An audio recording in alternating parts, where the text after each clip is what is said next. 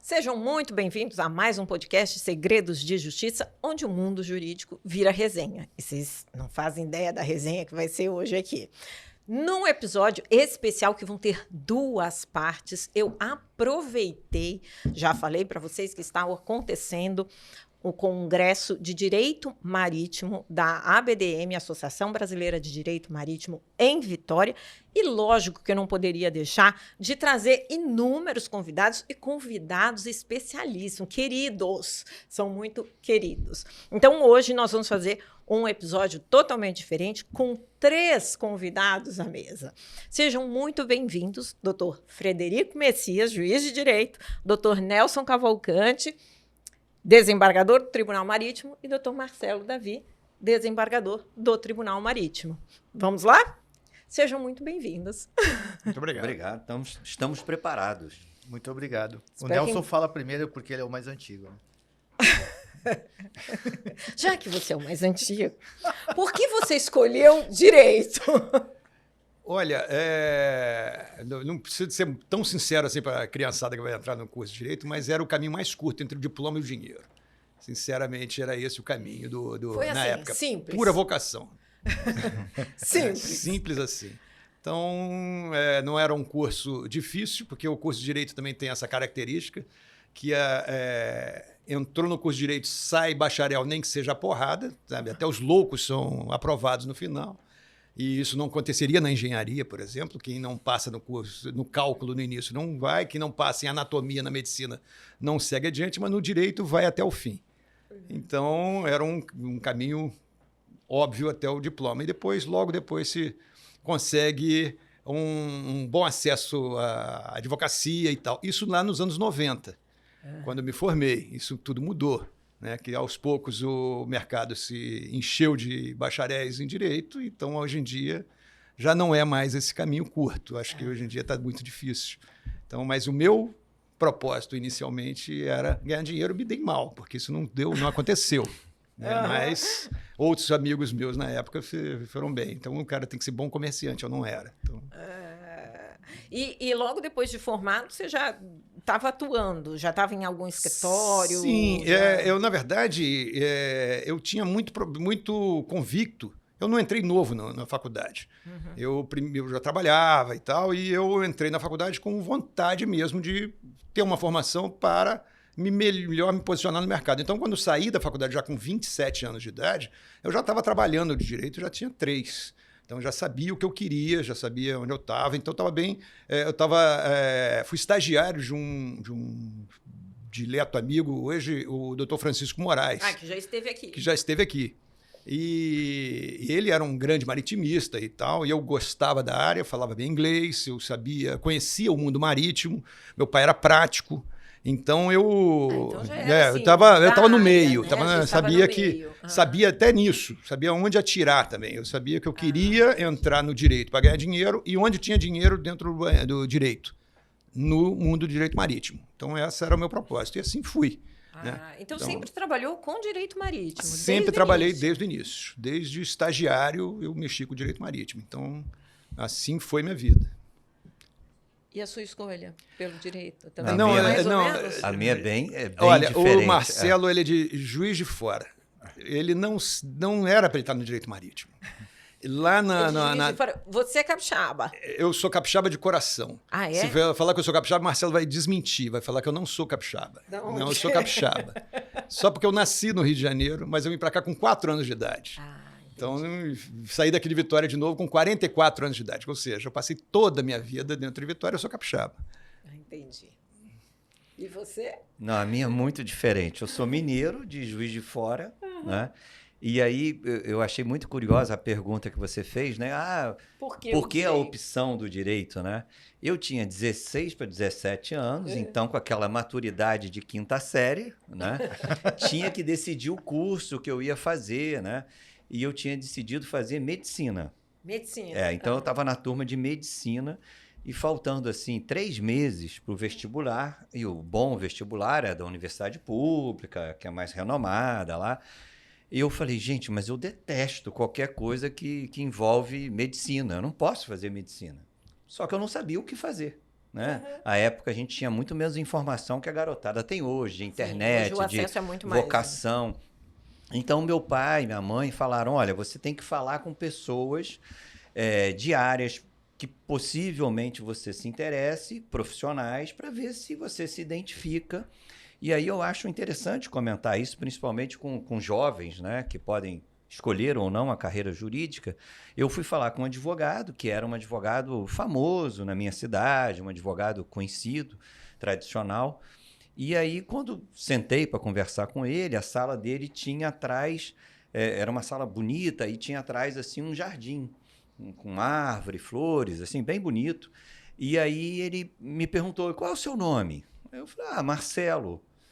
Aí ele, poxa, Marcelo, e está pensando em fazer direito? Eu falei, Aí ele olhou para trás, olhou para uma árvore e falou assim, olha, eu acho que se eu jogar uma pedra naquela árvore ali, capaz de cair mais Marcelo, que é advogado, do que Pardal. Porque todo mundo chama Marcelo e todo mundo é advogado. A pergunta que eu quero te fazer é a seguinte, você vai ser mais um? Você vai ser mais um Pardal? E aquela pergunta nunca mais saiu da minha cabeça. Hoje eu sou professor universitário, então todas as turmas que eu vou dar aula, a primeira aula eu conto essa história. E conto essa história para servir para os alunos como um incentivo, dizendo o seguinte, olha, se vocês resolverem ser mais um Pardal pendurado naquela árvore, eu vejo o curso de Direito como algo que tem poucas perspectivas. Perfeito. Mas se vocês fizerem a opção de não ser mais um Marcelo advogado, que todos são, eu acho que as oportunidades são muito grandes. Então, a minha escolha partiu muito dessa conversa que eu tive com um profissional à época, experiente, e aí me vocacionou naquele sentido. E aquela provocação que ele fez nunca mais saiu da minha cabeça, e eu sempre me cobrei muito em relação a isso. Eu acho que os alunos, aqueles profissionais, têm que se cobrar diariamente em relação a esse questionamento. Né? E é uma coisa que, quer dizer, você entrou na faculdade já não querendo ser mais um, né? Exatamente. Isso aí. Essa eu acho que faz toda a diferença. Né? E a sua escolha? Sempre escolheu, sempre quis direito também? Então, na verdade, eu sempre quis fugir dos números, né? Acho que eu estou muito na ideia do Marcelo aí também. Eu sempre quis, nunca tive familiaridade nenhuma com as ciências exatas. E aí, qual é o curso que eu posso fazer que me leva a algum lugar? Enfim, é o curso de Direito. O único número que você gosta é o da conta bancária. Da conta bancária, né? Até hoje eu procuro esse número também. Mas, enfim, fui buscar o curso que era completamente o oposto das ciências exatas. E fui buscar a faculdade de Direito. Mas nunca fiz a faculdade, ou comecei a faculdade pensando em fazer concurso. Nunca foi essa a minha ideia. Pensava em advogar mesmo? Enfim, na verdade, cara, eu brinco que eu sou um órfão do direito, porque eu não tinha ninguém na família, né, que fazia. E aí, então, eu comecei a faculdade para fugir das ciências exatas e fui fazendo. Vamos ver o que dá, né? E aí, em algum momento, comecei a fazer estágio, conhece um juiz daqui, outro dali, aí foi que veio a ideia de prestar o concurso. Eu deixo aí também para os alunos, o pessoal que está pensando em fazer faculdade de Direito. Eu nunca fui um exemplo de aluno na faculdade, né? Em termos de dedicação. Não. Isso me custou lá depois, quando eu terminei a faculdade, para passar no concurso, me custou bastante. Porque eu tive que, enfim, buscar estudar aquilo que eu não tinha aproveitado na faculdade, né? Então, normalmente, né? Quando a gente começa a faculdade jovem, né? A gente não tem essa perspectiva de futuro. Perfeito. E a gente perde a oportunidade, às vezes, de se dedicar durante a faculdade e depois tem que correr atrás. Né? E em que momento você pensou, vou ser juiz? Então, você que é uma santista, né? Eu fui aluno do Roberto Maia, que era um juiz lá em Santos e que atuou muitos anos em Cubatão e dava aula na faculdade. Um dia ele me convidou, você não quer ir lá fazer estágio? Eu falei, vou lá, né? Ver o que é isso aí. E aí comecei a trabalhar lá e me encantei. O Roberto era uma pessoa hoje desembargador, era uma pessoa sensacional, humana, e aquilo me inspirou bastante. E foi ali que eu decidi, lá pelo 4º ano da faculdade, já bem adiantado. Oh, que legal! Eu brinco que até o 4º ano eu não sabia nem onde era o fórum, né? Nunca tinha entrado no fórum. E você nem cogitou passar... E eu tô chamando aqui vocês de Não, vocês, claro. porque a gente já se conhece. Claro.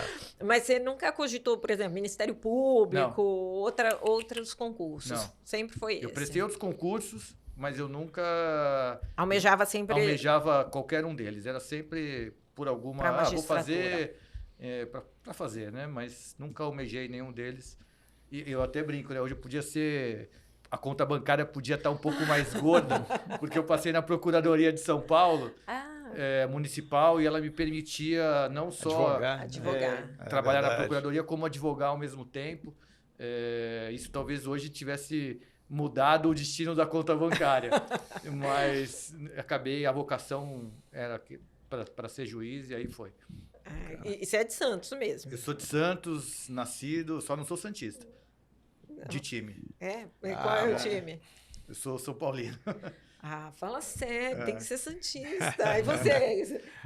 Bom, flamenguista. Aqui, os capixabas não torcem para os times locais. Eu torcia quando era criança pela Desportiva Ferroviária, que foi um time que durante um tempo ele até sumiu. Ele parou de disputar e depois voltou a disputar novamente e tal, mas enfim, não havia isso. Então, torcíamos pelos times do Rio. E eu, então, torço pelo Flamengo. Eu também sou Flamengo. E usando aqui o ineditismo, né, que você gosta de apresentar no programa, a minha história é muito interessante em relação à profissão. Eu fiz a faculdade e eu já sabia o que eu queria ser na faculdade. Ao contrário do Frederico, tá? Eu queria ser professor.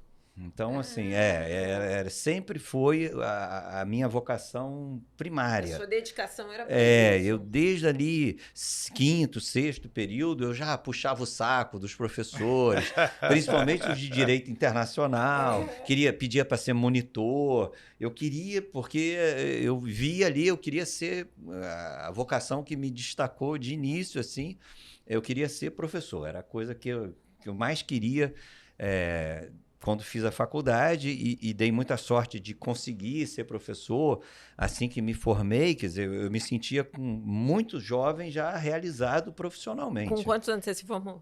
22 para 23 anos. E como é que foi esse desafio de estar na sala de aula? Porque muitas vezes a gente encontra gente muito mais velha dentro da sala de aula, principalmente de direito, né?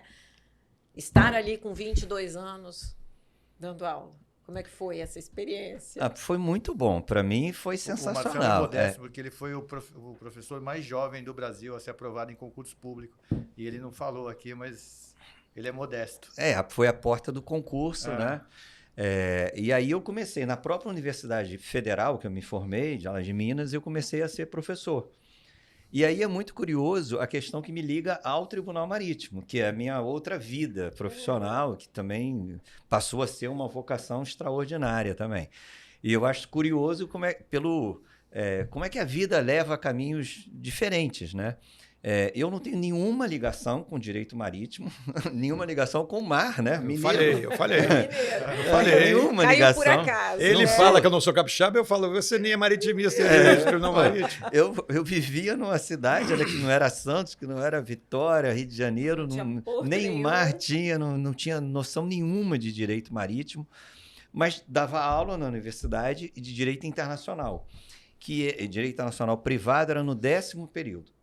E aí o que aconteceu? Eu, muito jovem, saí da faculdade e voltei para a própria faculdade como professor. Como professor. Então, a minha ligação era muito mais com os alunos. Então, eu convivia com as pessoas que eram meus colegas de faculdade, só que agora como professor. E aí, eu acho que natural, eu tinha uma namorada que estudava no 10º período e eu era professor dela, né? E as pessoas até diziam, pô, que absurdo você namorar uma aluna. Mas eu ia namorar quem? A professora que tinha 50, 60 anos? Eu tinha 20, né? Eu tinha que namorar as pessoas que eu conhecia, né? E aí eu tinha uma namorada e essa namorada tinha uma mãe muito, muito, muito chata. Aquela senhora muito chata.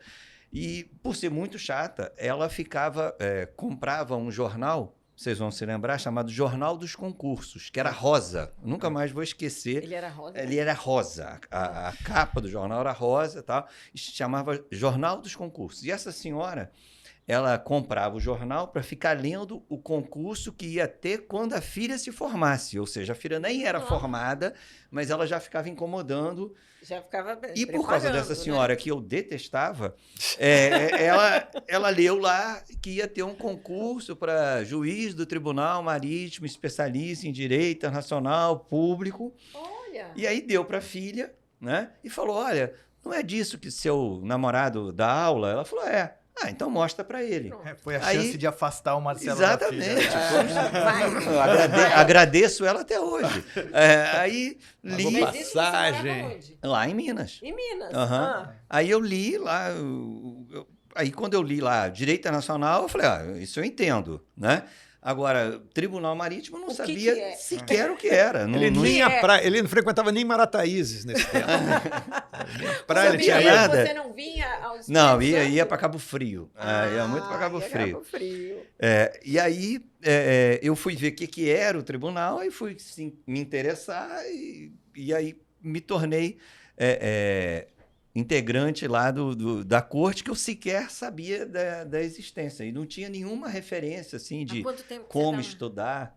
Eu vou fazer em setembro 30 anos. Nossa! 30 anos. Que bacana. Lá do tribunal. Então, essa história é antiga. É porque que legal. A dermatologista dele é boa. É verdade. Isso é muito importante dizer. Ele pinta o cabelo, né, faz botox. É por isso caprichado, né? E como foi essa experiência, então? Aí você passou num concurso para um tribunal que você nem sabia da existência. Não. E como é que foi essa experiência? Chegou lá, o que você lembra, assim, logo do início, no tribunal? Das juízas Maria Cristina e Vera. Das duas juízas. Das juízas. Agora a nossa juíza decana se aposentou. Sim. Que estava lá há 35 anos, né? Foi uma referência.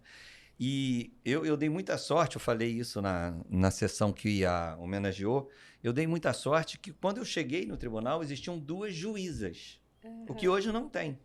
Né? No meio tradicionalmente masculino, né, nós tínhamos duas juízas concursadas, que eram referências, né, no tribunal, e elas me trataram, eu poderia ser filho delas, né, pela idade e tal, e elas me trataram como um filho mesmo, assim, no sentido carinhoso do tratamento, da troca de conhecimento, de experiências, e elas sabiam que eu não tinha família no Rio de Janeiro, que eu não era de uma família que tinha advogados, ou seja, eu estava completamente perdido lá, e elas foram muito...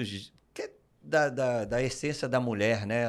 Esse carinho, né? de receber, de saber tratar, de acolhimento, né?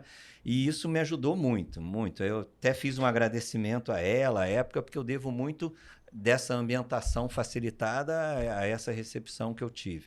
Mas, assim, foi difícil no início, né? Mas foi um processo de adaptação que, aos poucos, né? E até hoje eu estou aprendendo muito, ainda tem muito para aprender, nessa área, é uma área, para mim, muito diferente, né? Mas é interessante por causa do ineditismo. E eu digo sempre isso, gosto de repetir, para servir de incentivo. Porque eu fico ouvindo as pessoas assim, mas ninguém da minha família foi médico, ninguém foi engenheiro. Pô, se esse é o seu sonho, né? Vá atrás. É isso aí. Eu acho que nós três somos uma boa experiência disso, né? Não tivemos na família nenhuma referência que nos colocasse já num lugar ou outro, né? E uma coisa que o Marcelo falou, que ele fala para os alunos, e eu também falo a mesma coisa para os alunos. Saem da faculdade de Direito todos os anos milhares de bacharéis de Direito. Uns poucos daqueles vão passar em concurso. Então, pensa que você tem que passar. Não precisa de 100 vagas, você só ocupa uma cadeira, você precisa de uma vaga. Então você tem que estudar. Não tem vaga para gente que não estuda. E o diploma de bacharel em Direito ele não serve absolutamente para nada. Só serve para fazer concurso. Porque um diploma de medicina, você faz um parto. Sabe? Um diploma de engenharia, você faz uma reforma dentro de uma casa. Mas um diploma de bacharel em Direito não serve para absolutamente nada, a não ser fazer concurso. Inclusive, o exame de ordem não deixa de ser um concurso. Sim. O exame para você virar um advogado. Ou seja, o melhor momento para você estudar direito é dentro da faculdade. Meter a cara nos livros dentro da faculdade. De preferência com o edital do concurso que você quer passar na mão. E outra, quer passar para um concurso para juiz? Então, qual é o concurso mais difícil que o de juiz? Não sei, procurador federal ou juiz do federal, sei lá. Então, mira para o alto, que você acaba acertando o alvo que você quer. Sabe? Tenta passar num concurso ainda pior do que aquele que você almeja. Aí você consegue fazer uma boa faculdade. Você aproveita os bons professores. Marcelo é um juiz, aliás, um professor de Direito Internacional com mais de 30 anos. Imagina ser aluno de Marcelo. Né? Então, você tem uma chance de ter uma aula com um cara fabuloso na sua frente para te ensinar direito internacional, para você depois fazer um concurso para Itamaraty, por exemplo, com o melhor professor de direito internacional, mas você vai lembrar disso depois que você sai da faculdade. Aí que você vai ter a maturidade. Puxa, eu perdi a chance de ter passado 6 meses perturbando o Marcelo com perguntas e eu ia sair daqui ótimo para a prova. Se o aluno de direito não pensa nisso, ele perde 5 anos da vida dele para depois começar de novo. Aí sai da faculdade para fazer um curso preparatório para o exame de ordem. Foi esse o caminho. Né? Mas esse... exatamente esse né? Se você tivesse escutado o Nelson falando agora... É verdade. Foi por aí mesmo. E é uma coisa que o Marcelo falou também, que você falou, que a gente entra na faculdade muito novo. Eu não entrei novo. Eu não queria fazer faculdade porque eu estava mesmo mais interessado em ganhar dinheiro do que fazer um curso. Aí meu pai, sábio, falou, deixa ele se lascar sozinho, porque ninguém aprende com a experiência dos outros. Então deixa ele ter a má experiência dele. E eu notei isso, que eu falava bem inglês, falava bem francês, falava bem espanhol, mas meu chefe, que não falava mal português, ganhava mais do que eu. E meu pai falou, mas ele tem curso superior, você não. Você nunca vai ser chefe dele. Ele vai ser sempre o seu chefe. Pronto, aí você decidiu. Aí eu falei, ele tem toda a razão. E aí eu voltei para a faculdade. E aí eu já entrei com 23 anos de idade, então eu já estava sabendo o que eu queria. Quando você entra com 16, 17 anos, você não sabe bem o que você quer. Você tem que escolher uma carreira pro resto da sua vida, ali aos 17 anos de idade. É muito difícil, de fato. A não ser que você tenha um pai médico, ou for ser médico também, assim. Né? Mas a gente que veio pro direito... Mas você pode ter uma sogra que te indica. Ou uma sogra. Eu não tive essa sorte de ter uma sogra que me empurrasse assim, pro concurso. Essa sogra foi uma benção. Não é? Ela falou, é esse jornal que vai levar esse cidadão embora daqui. Olha, dá uma olhada aqui, ó. E, Nelson... Um caso que tenha te marcado lá do início. Olha, eu advoguei durante 20 anos e depois, agora estou há 13 no Tribunal Marítimo, faço 14 no final do ano. Já 13, né? Como o tempo voa, né? Então, nesse 30 e poucos anos de mundo de direito, eu tenho um monte de causos engraçados e tal.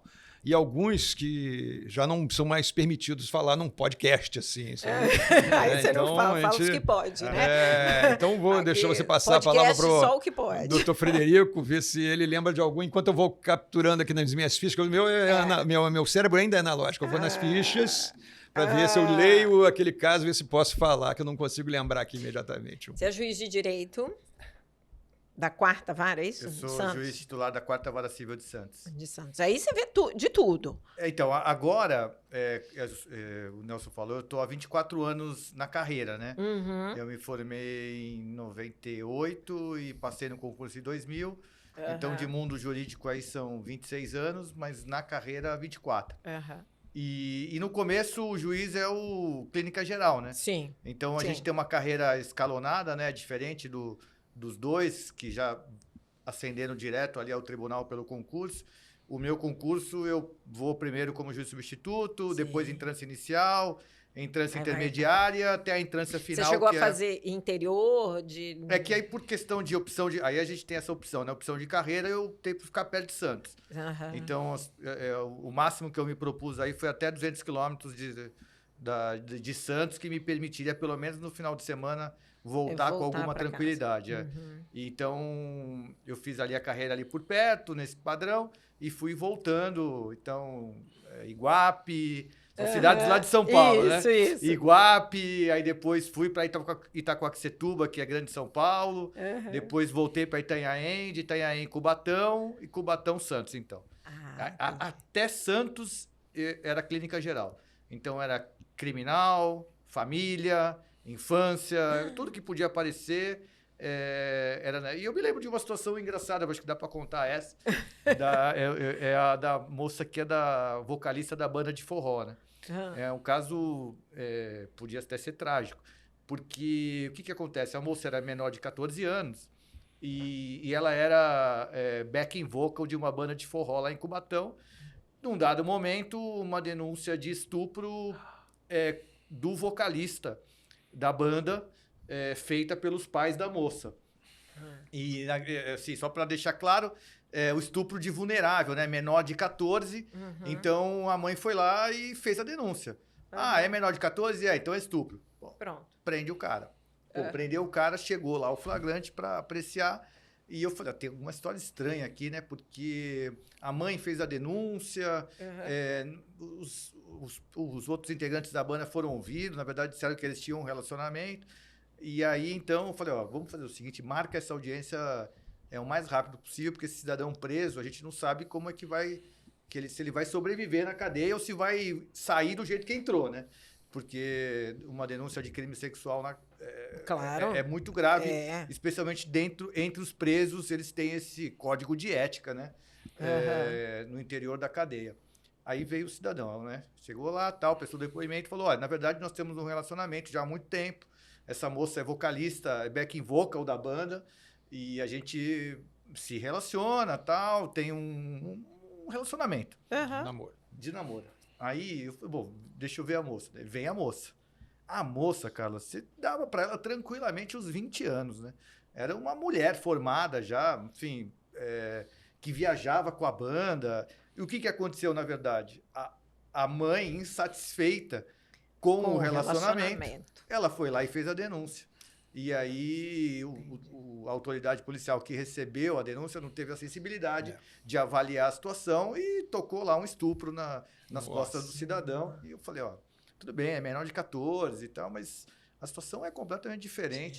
Sim. E aí, soltei o rapaz. Depois, o próprio Ministério Público pediu a absolvição com base nos fatos que foram ali, que realmente ela era já uma mulher formada, ela tinha uma vida ativa e eles tinham realmente um relacionamento, se gostavam, ela dizia que queria ficar com ele, inclusive, e aí acabou o cidadão sendo absolvido desse crime de estupro. Nossa! Responsabilidade importante. Mas se levasse ao pé da letra a lei, certamente ele seria condenado, porque efetivamente ele teve um relacionamento sexual com uma menor de 14 anos. Nossa, Não, e acho que quando, o papel de juízes tem que ter essa sensibilidade. Verdade.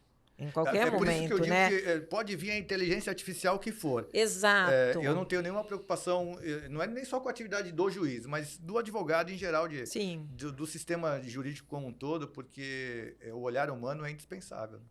O que a gente aprende muito também é que, não sei, 70%, 80% é bom senso, né? Isso aí. Não adianta ter conhecimento da lei, ser um jurisconsulto, né? Tem alta formação intelectual. Esses geralmente não são bons juízes, né? Normalmente, porque às vezes falta o bom senso, que a meu ver é o principal. Né? Porque a grande maioria dos casos, o bom senso o equilíbrio, a equidade, né? Que são princípios fundamentais. Não adianta ter muito conhecimento se não tem bom senso. Né? E você chegou a fazer júri também? Já fiz também. Numa dessas andanças aí, uma das varas tinha a competência do júri em Itanhaém. E a gente fez... O júri é muito engraçado, né? Ela não perguntou como réu, não. Ela perguntou como... Não, nunca fui réu no tribunal do júri. Você sabe o que é engraçado? Que eu digo isso, né? Eu falo para uma pessoa, presta atenção, você pode falar tranquilamente, eu posso falar tranquilamente de que eu nunca vou cometer um roubo. Mas eu não posso falar que eu nunca vou ser julgado no tribunal do júri, porque o tribunal do júri, crime contra a vida, e eu não sei o que eu posso fazer. O ser humano não tem condição de responder o que ele vai fazer diante de... O Marcelo tem filha, tem filho, né? Eu tenho filhos pequenos. Eu não posso dizer, não vou fazer, né? Não vou cometer um crime contra a vida. Eu não tenho essa... o cidadão que responder isso... E às vezes até... meio que involuntário, Sim, né? Verdade. E aí, então, eu nunca fui réu ainda, né? Mas... Pode ser. Pode ser. Mas o tribunal do júri, para o juiz, o juiz até o pessoal brinca que é o samambaia, né? O juiz do tribunal do júri é o samambaia, porque ele fica ali sem fazer nada, assistindo. Ele só vai atuar ali, olha, o senhor não pode falar agora, vamos devagar, agora é a vez da palavra do outro. Mais ou menos como o juiz do MMA, que fica lá separando. É isso que o juiz faz. Depois aplica a pena. Só se o júri condenar, né? São 7 cidadãos que condenam. Mas o júri é muito engraçado. Cidade do interior, então, o promotor de justiça que faz a acusação, ele é muito próximo dos jurados, né? As pessoas sabem quem é o promotor. Sim. Né? Elas confiam nele. Né? Então, eu lembro uma vez um advogado renomado lá em Santos, falou, gritou, 7-0, perdeu. Porque não adianta, o cidadão confia na figura do promotor de justiça. É muito engraçado, o tribunal do júri não tem nada de jurídico.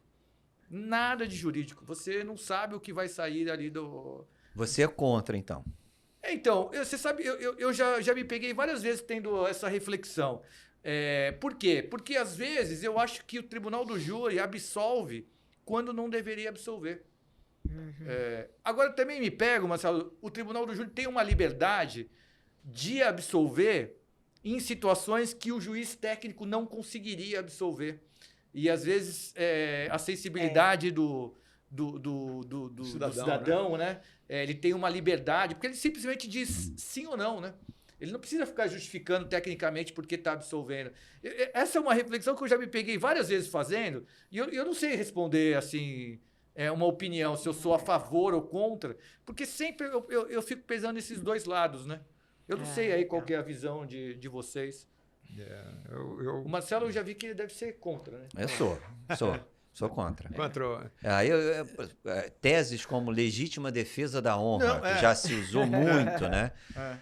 Feminicídio, né? Vários casos em que pessoas foram exculpadas porque alegaram, né, que estavam sangue pela honra, né? E aí os jurados embarcam nessa teoria. Inclusive, o Supremo recentemente disse que essa é uma tese que hoje não pode mais ser trazida. Né? Aí, quando eu vejo essa situação, eu concordo inteiramente. Aí vem a outra. O cidadão outro dia entrou num tribunal do júri, vocês devem ter acompanhado, no Nordeste.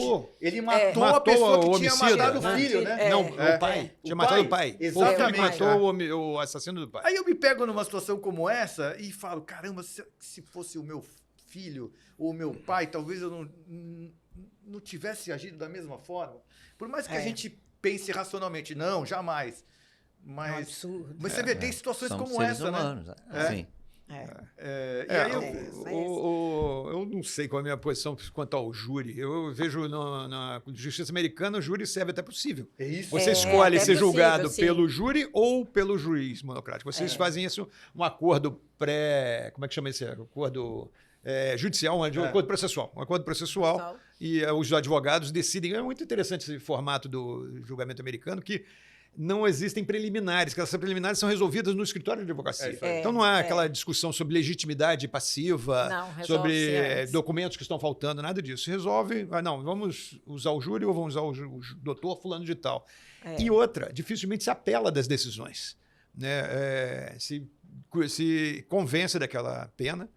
E mais uma também, o sujeito condenado ele sai preso da sala, né? Preso da sala. Não vai recorrer solto. Então, tem algumas particularidades na cultura americana, que a gente vê nos filmes, né, que poderiam até ser aproveitadas aqui na nossa. Porque o que pretende o direito criminal é além de educar a sociedade para que crimes daquela forma não aconteçam e tal, mas não deixa de ser isso, me corrija se eu estiver errado, uma espécie de vingança da sociedade. A sociedade quer se ver vingada por aquela coisa bárbara que tenha acontecido. Então, o júri, ele mais ou menos, ele está ali e a gente só escolheu os crimes dolosos contra a vida para serem apurados pelo júri. Eu ampliaria para outras esferas. Eu sou o contrário do Marcelo, que é contra a existência do júri. Para mim, o júri teria que ter mais possibilidade de análise pelo júri, justamente que a sociedade, naquilo que você falou, algumas vezes o juiz técnico não absolveria aquela pessoa.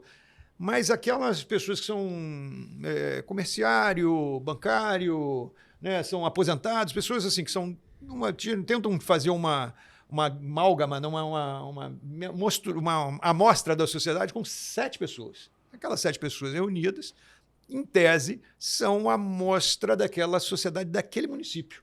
Né? Então, elas, naquele caso, para elas, aquilo repercutiu de uma forma diferente de um juiz que mora em Santos e vai lá para Itanhaém ouvir o negócio. O cara que está ali na beira da praia, pescador, e foi parar no júri, ele ouviu e conhecia a pessoa, conhecia o homicida que está sendo acusado, ou a vítima. Então, isso dá uma solução melhor para a sociedade nesse aspecto de apaziguar a sociedade.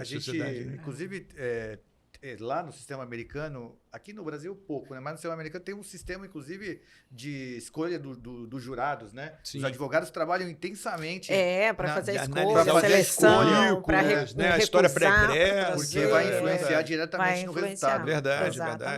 Exatamente. Então... Conta pra gente um caso que te marcou nessa sua vida de juiz do Tribunal Marítimo. Pensa bem.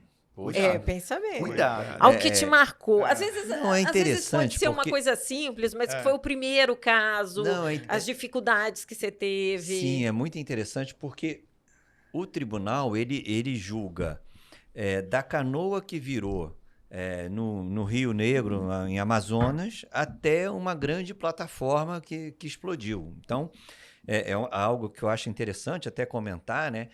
Essa capilaridade do Tribunal Marítimo. Ele julga no Brasil inteiro. Pingou água aí do tribunal. Explica, porque tem gente aqui que não é da área marítima, mas explica pra gente, então, rapidamente, o papel do Tribunal Marítimo. Sim. Para quem não é. O Tribunal Marítimo, ele julga acidentes e fatos da navegação, né?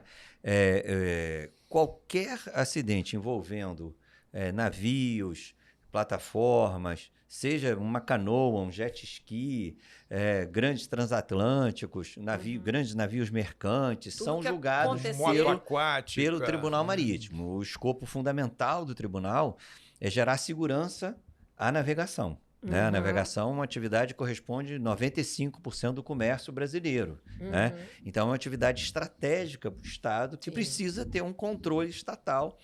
E o tribunal é esse olhar estatal, visando principalmente que um novo acidente não se repita. Né? Então, ele é um tribunal técnico, né? Extremamente técnico, composto de integrantes que têm profundo conhecimento sobre aquela expertise que é julgada, e o olhar do tribunal é sempre no sentido de aquele navio encalhou. O que aconteceu e o que nós podemos fazer para que um segundo navio não encalhe? Porque o navio encalhar significa para o Estado brasileiro diminuir a balança comercial, gerar desemprego, melhor recolhimento de impostos, ou seja, essa é a atividade econômica mais forte do Estado brasileiro. E essa atividade não pode parar. Essa atividade não pode ter solução de continuidade. Então, o Tribunal Marítimo, ele primeiro, um olhar estatal para essa atividade. Segundo, fazendo uma comparação, é a OAB para julgar o comportamento ético do advogado ou o Conselho de Medicina para julgar o erro médico do médico. Ou seja, é aquele tribunal que tem conhecimento técnico para apurar o comportamento técnico de um marítimo. Né? Só o Tribunal Marítimo tem, como só o Conselho de Engenharia tem, para ver se o cálculo de engenharia foi correto ou não.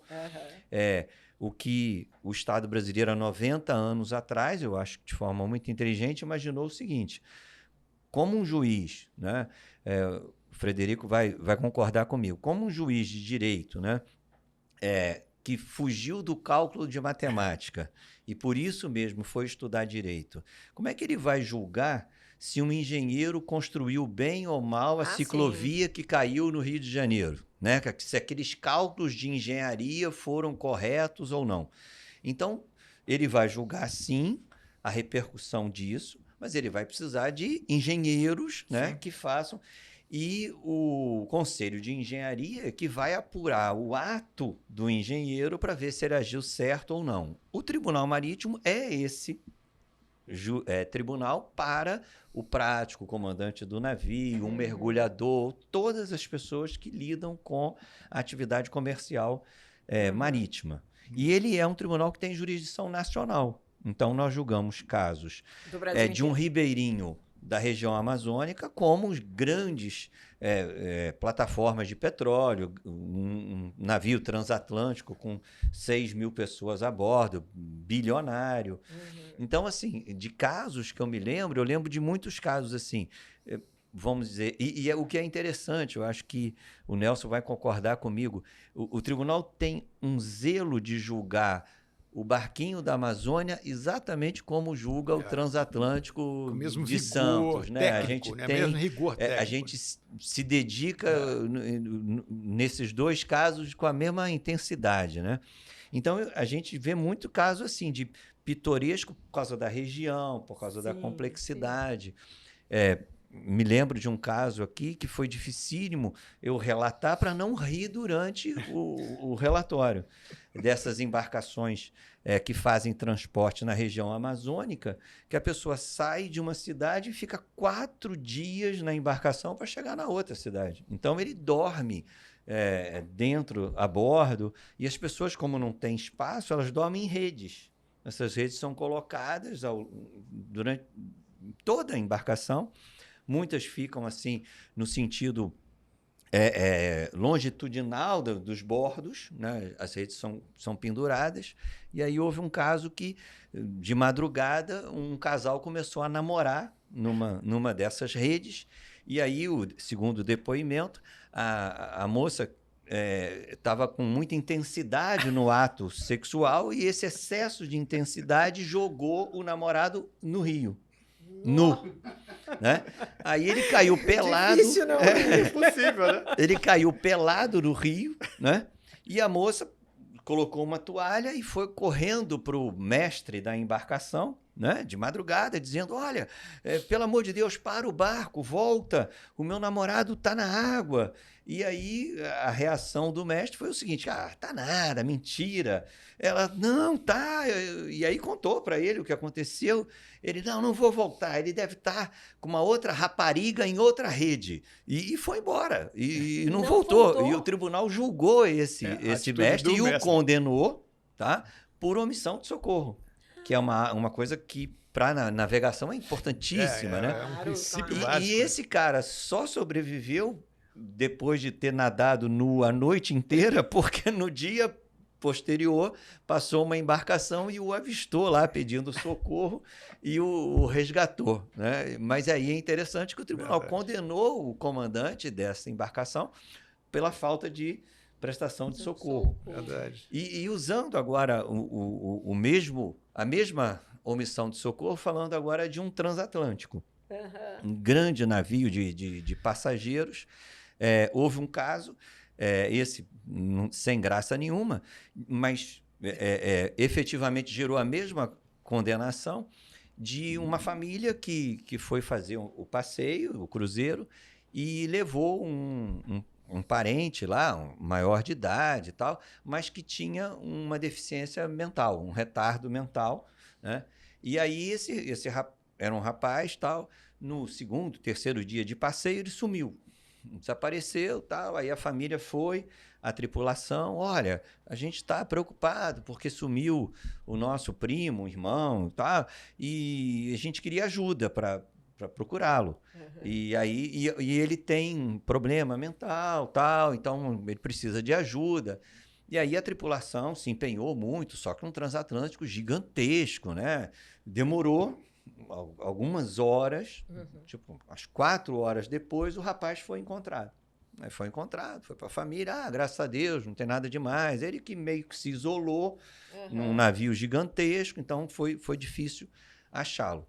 E 2 dias depois, essa mesma pessoa sumiu de novo, desapareceu.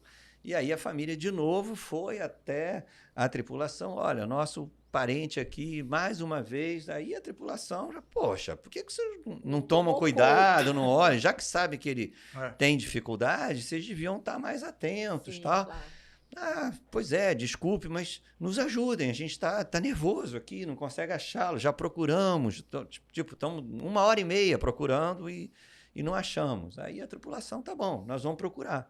mas com certeza com muito menos empenho, mais má vontade, né? Achando que em algum momento ou outro ele iria aparecer. E nesse interregnum, um passageiro foi até a cabine lá de comando dizer que ele estava na varanda da cabine dele, aquela cabine que dava para o mar, e em algum momento ele viu alguma coisa caindo sobre a cabeça dele no mar. E que aí foi muito rápido, mas ele acha que podia ser um corpo, né? E aí, com essa informação, o corpo e o cara sumido, né? Aí começaram a intensificar as buscas, né? E a família falou para o comandante, olha, você tem que voltar com a embarcação. Mas vocês estão dizendo que ele sumiu há 4 horas atrás. Se eu voltar, não vou achar. Não, mas tem que voltar, não tem que voltar. O resumo da história é que era o rapaz mesmo que suicidou, né? Se jogou de lá, suicidou, e o comandante não voltou, né? E aí o Tribunal Marítimo condenou o comandante, mais uma vez, por omissão de socorro, porque caberia a ele usar todos os meios, independente do histórico, independente do rapaz já ter dado problema, caberia a ele, e isso, a navegação é muito próspera nesse princípio, né? De solidariedade no mar, né? Tem que se fazer absolutamente tudo para salvar as pessoas que estão na derrota marítima, né? Ou na aventura marítima. Você né? tem que mudar a sua rota para prestar socorro, a não ser que você coloque a sua própria embarcação em perigo. Sim, sim. Senão você tem essa obrigação de fazer isso. E eu não sei, cara, acho que é legal colocar também para as pessoas que estão vendo, porque as pessoas às vezes acham que o Tribunal Marítimo é um órgão lá da Marinha, né? Que uma pessoa decide isolado, que é isolado. E não é isso. E, na verdade, eles têm lá um julgamento de tribunal mesmo. É um colegiado. Um colegiado com, enfim, e é um relator, revisor, né, Nelson? E é um colegiado curioso porque ele não é formado só por bacharéis em direito. Não, né? Então são isso é outra coisa interessante, área, né? Bacharéis em direito são 2. Um especialista em direito marítimo, que sou eu, e um especialista em direito internacional, que é o desembargador Marcelo. Mas eles são os únicos obrigatoriamente bacharéis em direito na hora de fazer um concurso, de entrar para o concurso no tribunal. Mas tem um comandante da Marinha Mercante, como dono de longo curso, tem que ser no topo da carreira da Marinha Mercante, e um especialista em armação de navios. Então, alguém do corpo de uma diretoria de empresa de navegação que pode fazer concurso. São os 4 civis desse tribunal. E mais 3 militares. Sempre um almirante como presidente, um engenheiro naval do Corpo de Engenheiros da Marinha e um comandante de navios da Marinha, que eles chamam de comandante da Armada. Então, são esse grupo de pessoas... Que garante uma visão completa da... Exatamente. Analisa, por isso que a análise, como o Marcelo falou, das atitudes marinheiras daqueles que estão embarcados é vista por pessoas que têm efetivamente experiência de já ter comandado um navio, experiência. E esse corpo, né, quer dizer, de pessoas que conhecem direito internacional, conhecem as convenções internacionais, conhecem o direito marítimo nos seus princípios, conhecem a armação de navio por ter trabalhado dentro de uma empresa de navegação, ou já ter comandado navios, seja de guerra ou da Marinha Mercante, ter conhecimento de construção naval como engenheiro naval. Esse corpo, em conjunto, sempre em decisões colegiadas, é que julga os acidentes e fatos na navegação no Brasil. É uma forma... eu não acho que tem nenhum... Existem tribunais marítimos pelo mundo, mas com essa composição, acho que só o nosso. Que legal. É um diferencial. Eu já vou te perguntar de novo. Eu lembrei até alguns casos, eu puxando... Mas aqui a gente vai encerrar essa primeira etapa. Antes de encerrar essa primeira etapa, eu quero saber o que mais te irrita num processo, como juiz. O que mais me irrita são as petições longas, com certeza. Olá, fica a dica para vocês. E vocês, o que mais irrita num processo? Eu ia falar que era o atraso, mas graças às petições longas. Isso mesmo. A demora. A solidão de não conseguir resolver rápido um processo. Isso. Bacana. Verdade. A gente tem a segunda parte, tá? Mas não esqueça de curtir, compartilhar, ativar a notificação para ser avisado da segunda parte. E se tiver uma boa história, comenta aqui que eu quero saber. Até a próxima parte.